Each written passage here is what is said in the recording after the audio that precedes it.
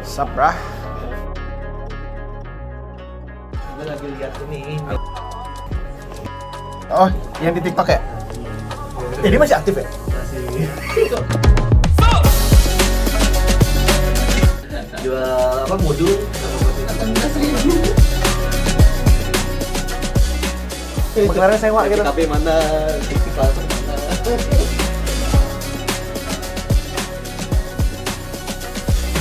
Welcome to my crib.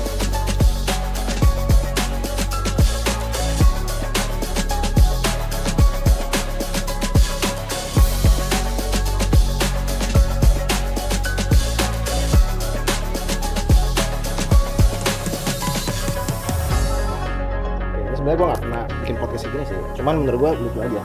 Ya. Lu pernah nonton ini gak sih? Apa namanya? Apa tuh? Podcast horornya si... Oh, Jurnalisa. Bukan Jurnalisa. Itu loh si... Aduh, siapa sih yang keluar dari penjara itu yang narkoba? Coki. Coki ya, gue pengen bikin podcast kayak gitu. Jadi kayak mereka cuma ngongkrong gitu aja, ngobrol gitu, ngobrol ngidul aja. Oke. Cuman sebenarnya gue ada beberapa pertanyaan yang personal sebenarnya gue mau nanya dari kemarin. Cuman nggak ada waktunya. Soalnya menurut gue kayak ini menarik buat dikontenin. Oke. Jadi sebenarnya kan kita kan ketemu kan kemarin di Bali Januari. Acara event crypto juga yang private. Tuh, kita ketemuan di sana ngobrol. Gue masih ngeliat lu dalam kondisi yang biasa aja. Ya, biasa-biasa aja gitu. Nggak yang sampai hari ini gitu. Betul. Terus gue mikir, gue ngobrol sama lu, kita malam-malam keluar jalan-jalan, hujanan masuk Indomaret gitu kan, TikTok lu hampir kena ban gara-gara ada alkohol di belakang. Iya, bener lagi. Terus tiba-tiba di bulan apa lu tiba-tiba viral? 4. Bulan 4 ya? Mulai bulan 4 tiba-tiba net worth tiba-tiba naik, gitu. Nah, kalau gue dengar dari apa yang lu ceritain, maksudnya kayak dari pas kita ngobrol di Bali, lu kan sebenarnya udah punya komunitas dari lama kan ya? Betul. Udah komunitas dari lama, udah trading segala macam. Tapi apa yang tiba-tiba bikin berubah? Di tanggal 4, maksudnya di bulan 4 itu tuh, pasti ada switch-nya dong. Betul. Maksudnya strategi yang lu pakai sama yang tahun-tahun lalu, sama sekarang pasti ada perbedaan dong. Betul, ada. Oke.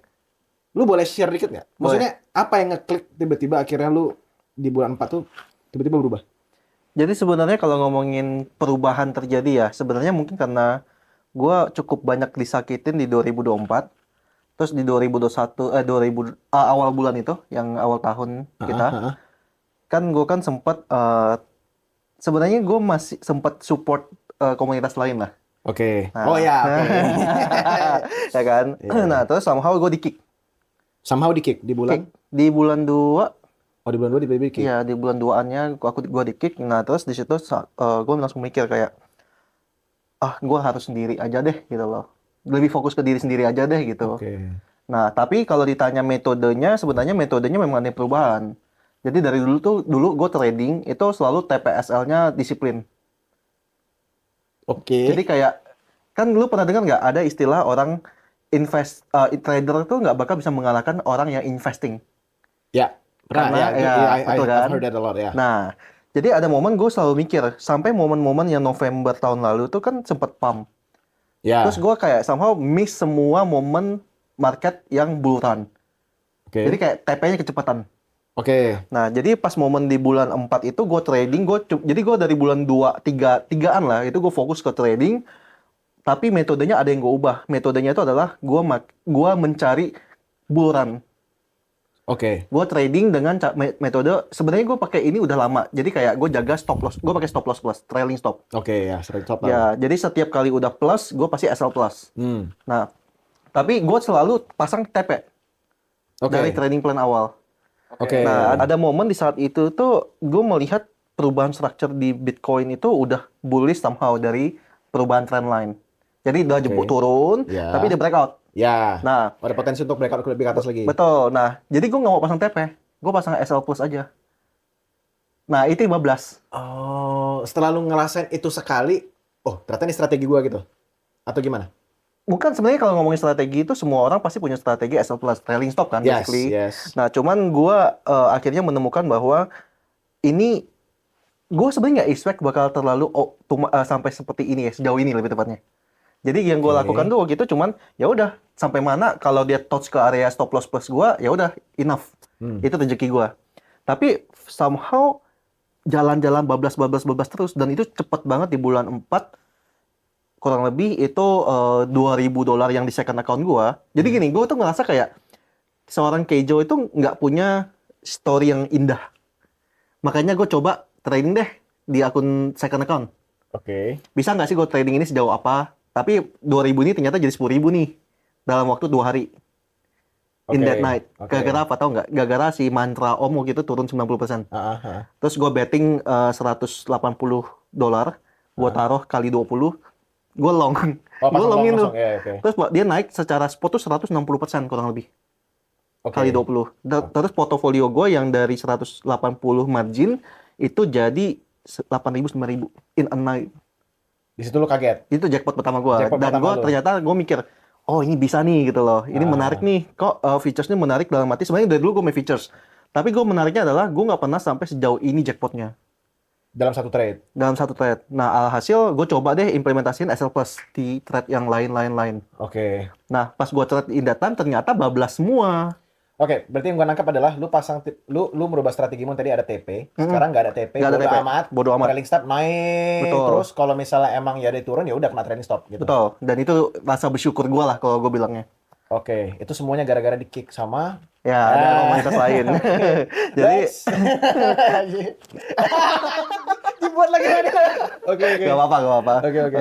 Jadi, Terus, oke. gara-gara itu sebenarnya gue juga mikir kan, kalau kita ngomongin, persona branding. Persona branding gue tuh mostly ngajarin orang cara trading dulu.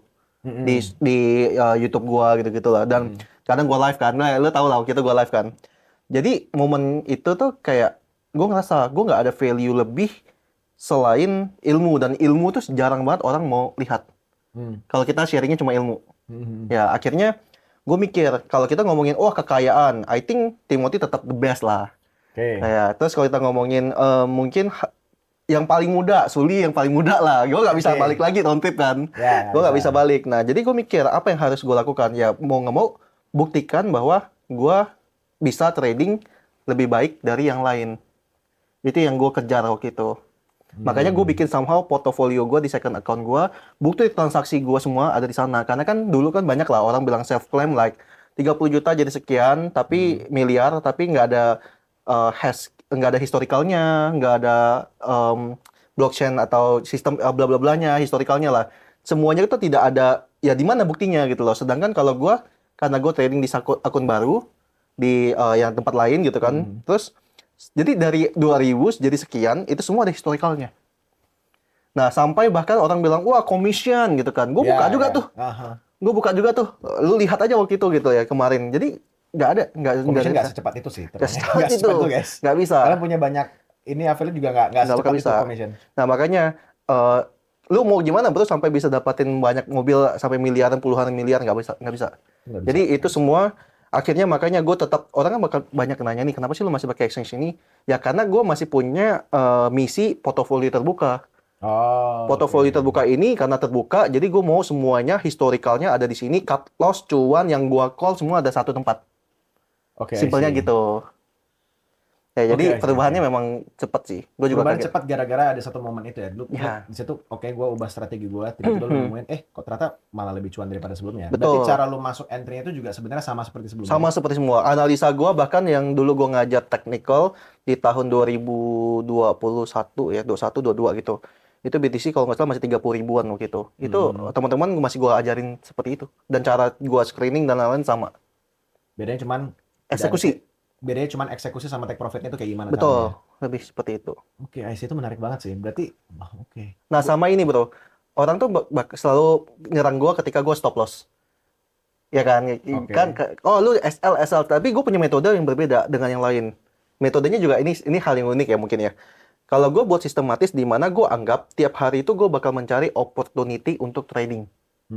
Sama seperti berbisnis, kita tiap hari buka toko. Ya. Nah, tapi kan ada operational cost yang lu tiap hari akan lu keluarkan. Yes. Apalagi lu F&B. Yes. Kayak misalnya es batu lah, air, listrik gitu kan. Karyawan 30 hari kerja, seharinya berapa gitu kan. Berarti ada operational cost. Yes. Anggaplah operational cost 2 juta sampai 5 juta per hari. Oke. Ya, itu jatah cut loss dulu tiap hari. Oh, lu pakai mindset seperti itu. Ya, jadi tiap hari selama gue masih di dalam jatah cut loss gue, fine. Jadi karena apa? Karena gue cari peruntungan tiap hari. seperti berbisnis. Oke. Karena sebenarnya kalau gue banyak, jadi kan gue banyak temenan sama teman-teman gue, Ya. terus banyak yang skeptis banget sama lu sebenarnya. Pasti. Karena so sudden, man.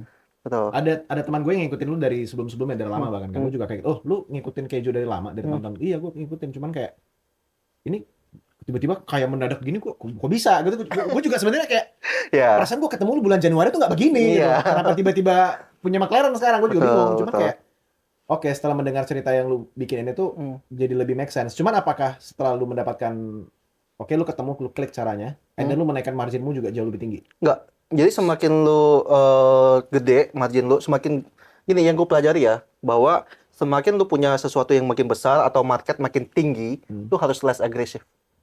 Lu harus less, ya. Kenapa? Karena kalau enggak, karena misalnya nih, metode gue kan mostly kayak 5% maximum risk. Tapi kan 5% ini kalau mau di $1.000 atau di $1 juta sama aja. Jadi kalau dia minus, berasa juga kan? Makanya supaya portofolio yang let's say udah $1 juta, $2 juta lu udah trading, lu dapetin, lu risknya harus makin kecil dong. Itu cara gua. Oke. Supaya kalau dia minus itu nggak makin sakit. Toh juga profitnya udah sangat besar kok dari risiko yang kecil itu. Itu cara gua gimana. Nah gini, gua pernah bilang bahwa cari cuan di kripto itu gampang. Yang susah itu apa? Mempertahankannya. Exactly, benar. Ya kan? Itu terjadi juga, I think di tahun ini banyak banget tiba-tiba banyak yang nggak bisa mempertahankan, tapi cuannya, Astra dapat, Trump dapat, terus juga bla bla bla, tapi pas mempertahankannya malah habis semua.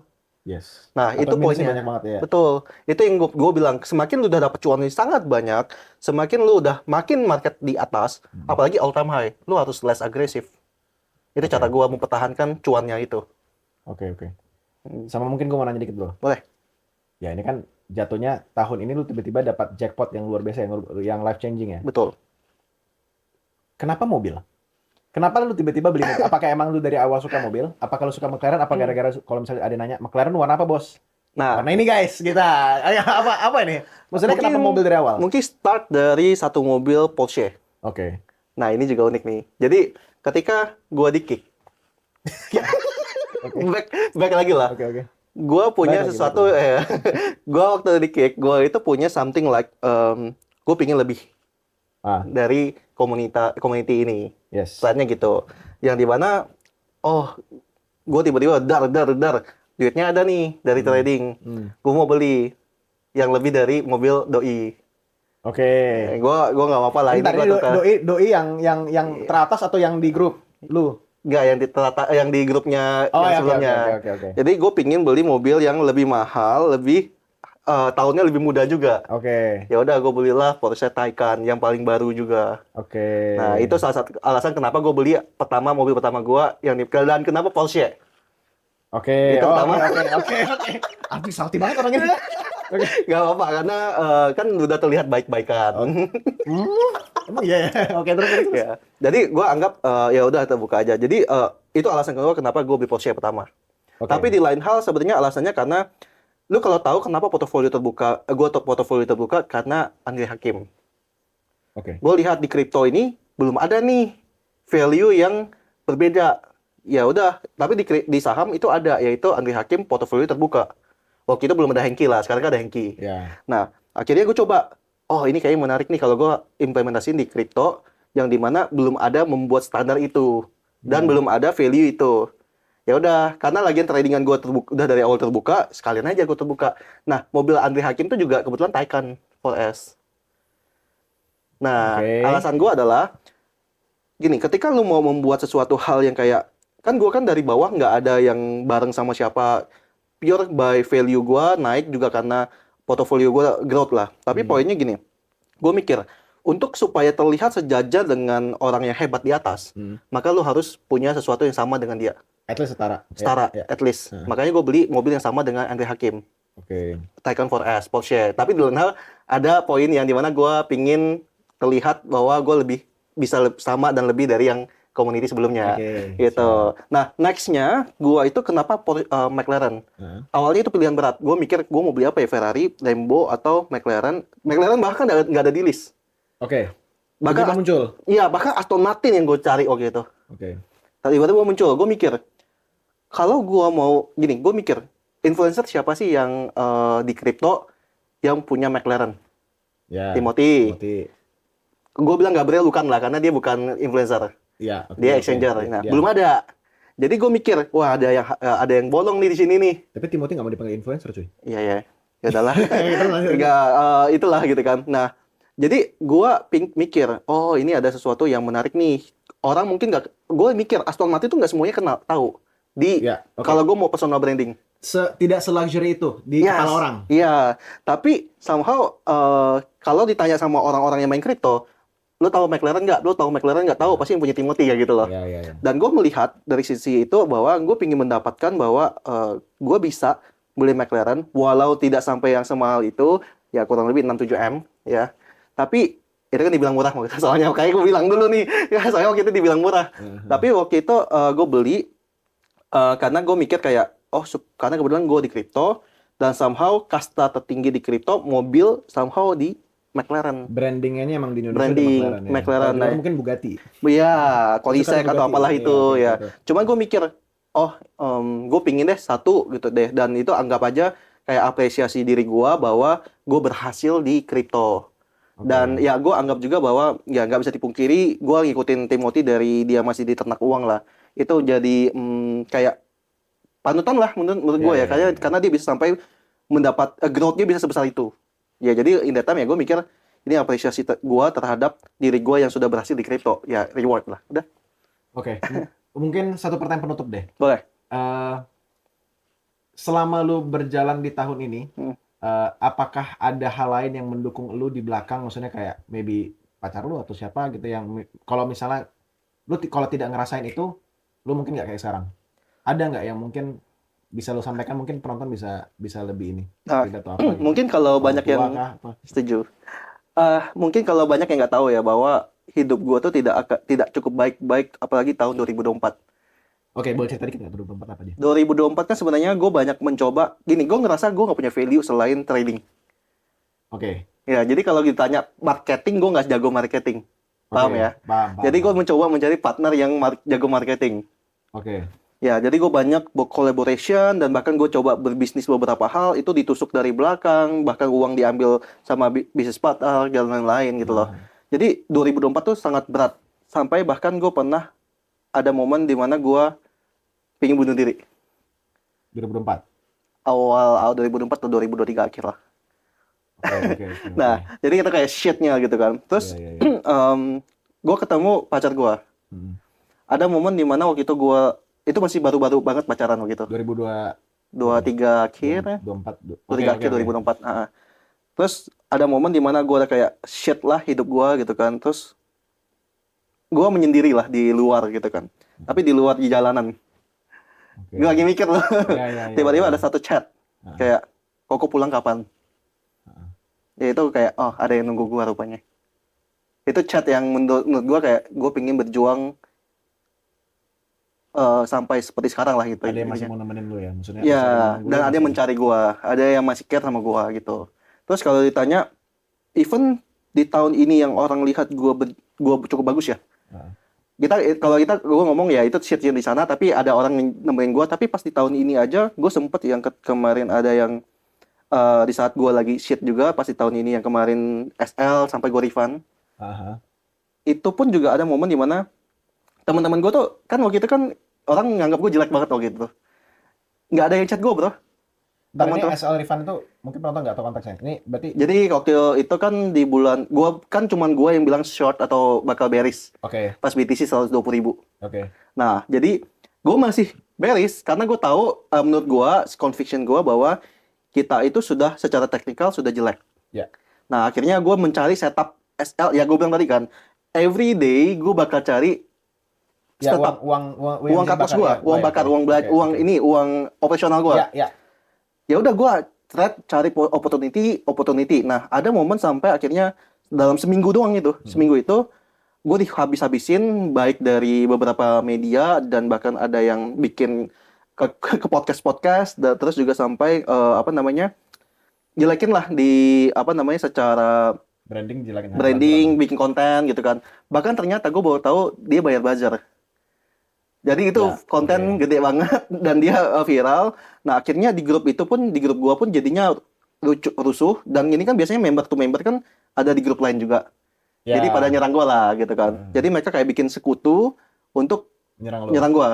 Sampai momen akhirnya gue memutuskan ya udah refund semua. Silakan nih form lu masukin, siapa yang mau refund gue refundin. Sampai ya 500-700 orang lah kurang lebih. Gue refundin. Jadi secara Oke. materi gue ada kehilangan juga. Lebih tepatnya gue nggak takut uangnya hilang waktu itu, tapi gue takut kayak, bukan takut sih, lebih kayak sedih.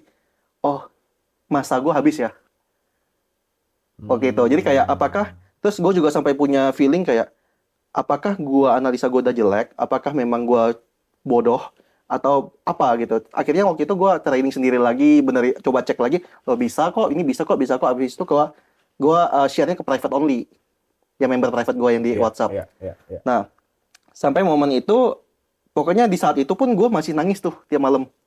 Nah, yang bareng sama gue, yang cuma yang tahu masalah gue, itu cewek gue. Jadi kita keluar, jalan kaki kemana-mana sambil nangis-nangisan. Ini konteksnya Pas di momen lu ada di Jakarta. itu gue lagi di Kalimantan tuh, yang pas gue Lagi di syuting, Kalimantan. yang gue ke rumah-rumah gue, yang sampai sampai banyak yang bilang, wah ini rumah bohong lah, yang gue Oke. pernah ke sini sini Ya lu sini. pernah share, lu pernah share. Itu di momen itu gue lagi di keluar hotel, nangis tuh berdua jalan, gimana ya kita, gimana ya, maksudnya saling menguatkan lah intinya. Di saat itu nggak ada teman gue yang chat sama sekali. Tapi gue pikir udah gue refund, gue tetap gue fokusnya ke internal gue gitu. Habis itu ternyata pas 10 Oktober, boom, semuanya ternyata bener Ya, kejadian. oke, oke, oke. Sampai sekarang lah. Berarti lu bisa bilang Pacar gue lah yang banyak salah satu bareng sama blessing, gue. salah satu blessingmu juga lah ya. Kalau nggak ada, ya mungkin lu nggak jadi kayak Betul. sekarang ya. Pacar gue, blessing, terus cuma pacar gue sih harusnya. So far. Ya, gue mau nanya hal yang lebih sensitif, tapi kayaknya terlalu sensitif untuk itu. Oke, Oke. sebenarnya itu sih pertanyaan-pertanyaan yang gue mau tanyain. Itu yang sangat personal sama gue. Tapi ada nggak yang lu mau sampein ke penonton untuk maybe yang sekarang sedang berjuang, kayak sekarang portonya lagi kebakar atau apa gitu. Ya Hmm. whatever you wanna say lah tuh kamera, atau lu mau trash talk orang Nggak, lain juga nggak. boleh, silakan dah.